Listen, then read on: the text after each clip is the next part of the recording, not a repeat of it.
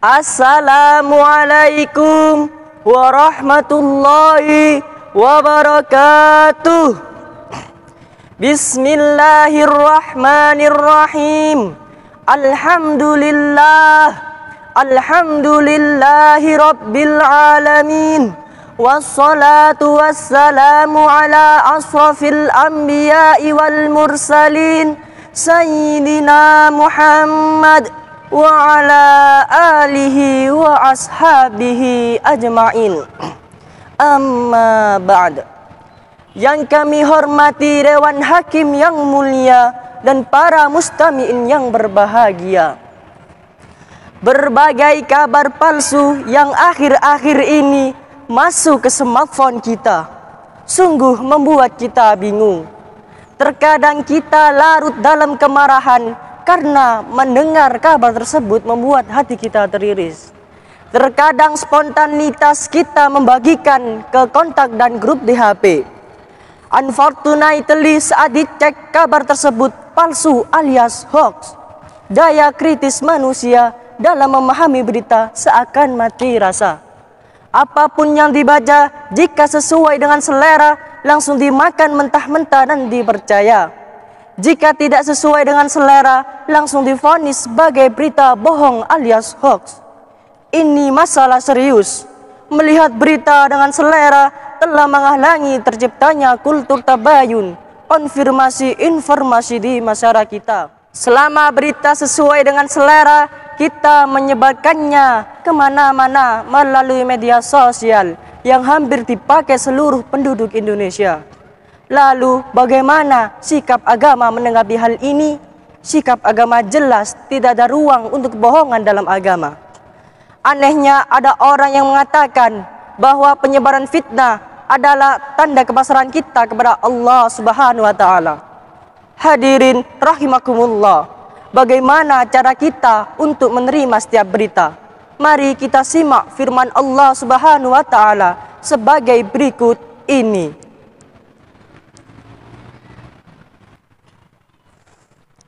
A'udzu billahi minasyaitonir rajim. Bismillahirrahmanirrahim.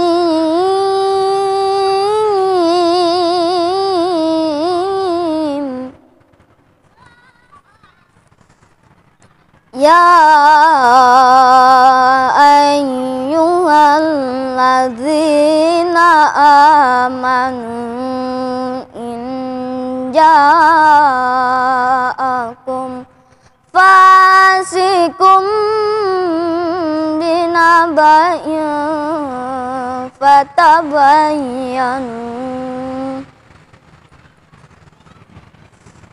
fatabayyanu an tusibu qauman bijahalatin fatusbihu ala ma fa'altum nazimin. Aku berlindung kepada Allah dari godaan syaitan yang terkutuk dengan menyebut asmamu, ya Allah, yang maha pengasih, maha penyayang. Wahai orang-orang yang beriman, jika ada seorang fasik yang datang kepada kalian dengan membawa suatu berita penting, maka tabayunlah, agar jangan sampai kalian menimpahkan suatu bahaya pada suatu kaum atas dasar kebodohan kalian. Akhirnya kalian menjadi menyesal atas perlakuan kalian. Hadirin rahimakumullah, dalam tradisi Islam terdapat ilmu mustalah al-hadis. Saya tidak akan menceritakan panjang lebar ilmu tersebut. Saya hanya ingin mengatakan, dalam memahami berita, seharusnya umat Islam mengacu pada ilmu tersebut. Tidak mudah mengambil kesimpulan dan harus melakukan cross check kritis pada sumber tersebut. Siapa yang memberitakannya sampai proses pengikisan penambahan berita bohong yang menyertainya. Selanjutnya, berikut tips agar kamu dapat bermedia sosial secara cerdas dan secara ajaran Islam. Yang pertama, gunakan sosmed untuk bersilaturahmi, bukan mencari musuh. Allah Subhanahu wa Ta'ala menciptakan manusia berbagai latar belakang, suku, ras, agama, dan antar golongan. Sebagaimana firman-Nya di surah Al-Hujurat ayat ke-13 sebagai berikut ini. Ya ayyuhan nasu inna khalaqnakum min zakarin wa unsa. Inna khalaqnakum min zakarin wa unsa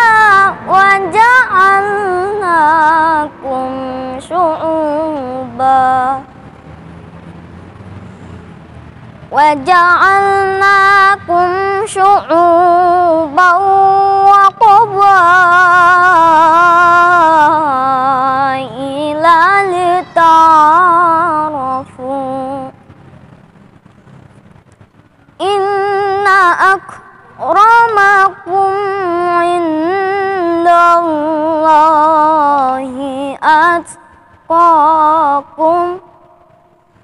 Innallaha alimun khabir.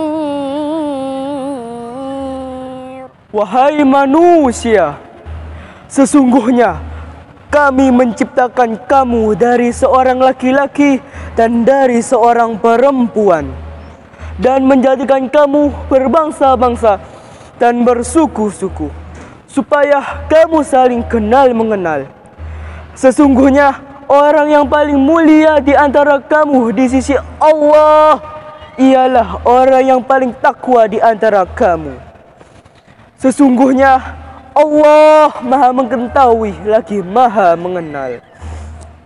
Hadirin rahimakumullah, ketika alat komunikasi tidak secanggih masa kini, orang-orang menggunakan surat untuk bersilaturahmi.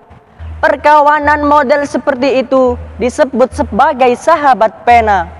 Walau jarang dan tidak pernah berjumpa, persahabatan model seperti ini bisa membuat mereka seakan-akan menjadi keluarga. Contohnya adalah Kartini dan para sahabatnya.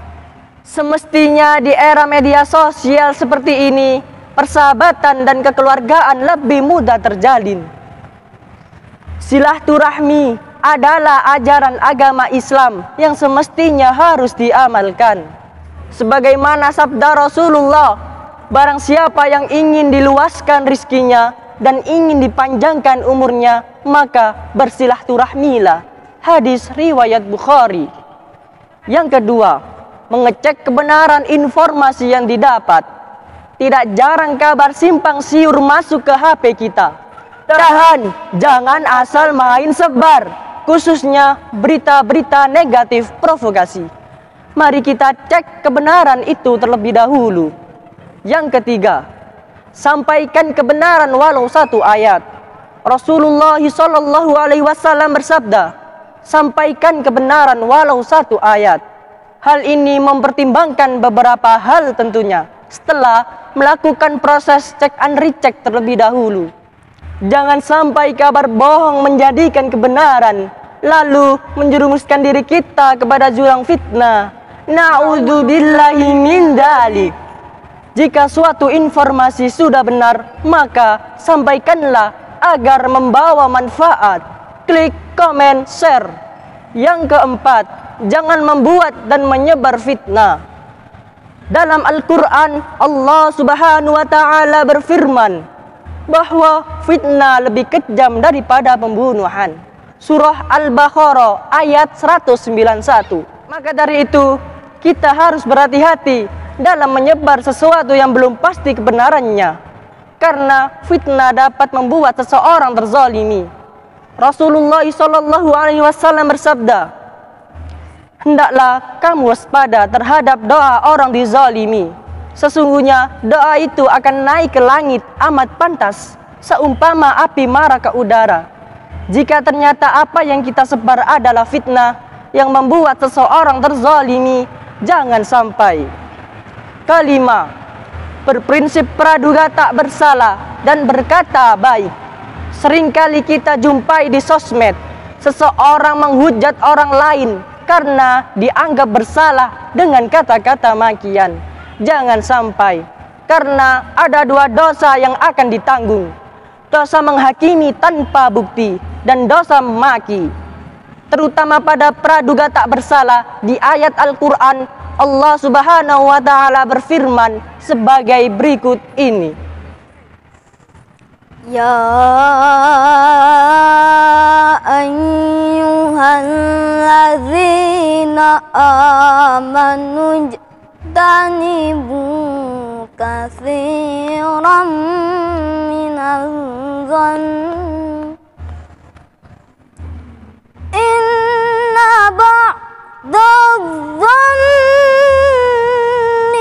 ismu wa la tajassasu wa la yaghtab ba'dukum ba'da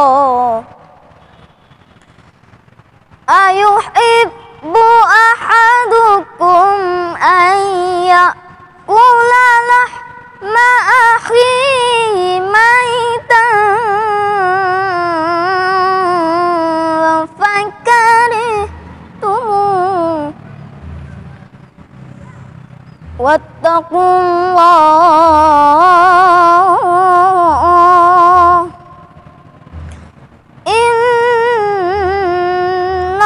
innallaha tawwabur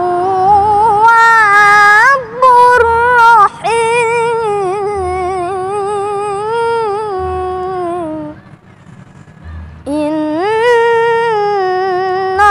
innallaha tawwabur rahim. Shadaqallahul azim. Wahai orang-orang yang beriman, jauhilah kebanyakan berprasangka, karena sesungguhnya tindakan berprasangka itu adalah dosa. Dan janganlah kamu mencari-cari kesalahan orang lain, dan janganlah ada di antara kamu yang menggunjingkan sebagian lain. Apakah ada di antara kamu yang suka memakan daging saudaranya yang sudah mati? Tentu kamu merasa jijik, dan bertakwalah kepada Allah. Sesungguhnya Allah Maha Penerima Taubat, lagi Maha Penyayang. Maha benar Allah dengan segala firman-Nya. Hadirin rahimakumullah, itulah beberapa tips untuk menjaga etika di media sosial. Semoga kita bisa menjadi umat Rasulullah yang mengikuti ajaran Islam yang salam damai tanpa hoax. Turn back hoax. Wallahu a'lam bissawab. Wassalamualaikum warahmatullahi wabarakatuh.